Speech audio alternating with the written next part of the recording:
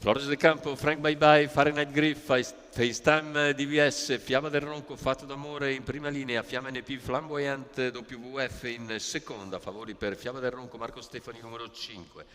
Macchina che accelera e in avvio FaceTime e Fiamma del Ronco si lanciano in avanti alla conquista del comando, lottano numero 2 Frank Bye Bye all'attacco della piegata.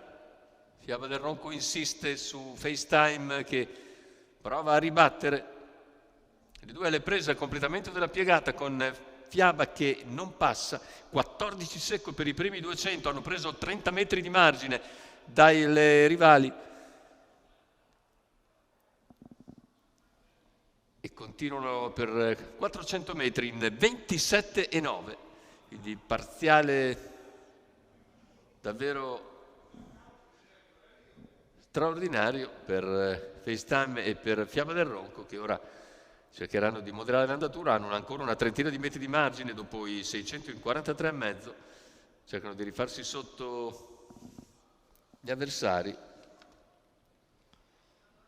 con Fahrenheit Griff che è il primo inseguitore insieme a Flores de Campo, poi all'esterno cerca di avanzare Fiamma NP. Ma intanto il 58,9 per i primi 800 metri di gara con FaceTime DVS che si mantiene un paio di lunghezze avanti a Fiamma del Ronco. Poi c'è Fahrenheit Griff, intanto chilometro in 1,14,8, 500 alla conclusione. Fiamma del Ronco prova a spostare e lo fa in anticipo su Fahrenheit Griff. Lungo la corda Flores de Campo, 400 alla conclusione, il parziale in 15,1.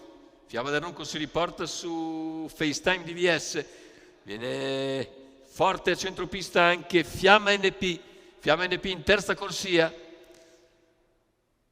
Intanto Fiamma del Ronco sta passando su FaceTime, ma c'è Fiamma NP che a centropista si avvantaggia per emergere nettamente nel finale. Fiamma NP viene a vincere su Fiamma del Ronco, terzo posto per Flamboyant VF, 1,14,3, c'è 29,5 a chiudere.